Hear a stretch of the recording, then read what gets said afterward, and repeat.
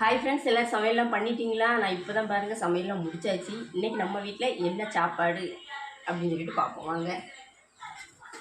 பாருங்கள், சாதம். சரியா ஃப்ரெண்ட்ஸ், சாதம். அதுக்கப்புறமா இது சூடாக இருக்கு. சுட சுட பாருங்கள் மீன் குழம்பு.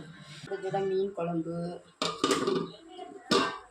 அதுக்கப்புறமா என்ன ஸ்பெஷல்னால் பாருங்கள், கிழங்கு கறி. பாருங்க, கிழங்கு கறி வச்சுருக்கேன்.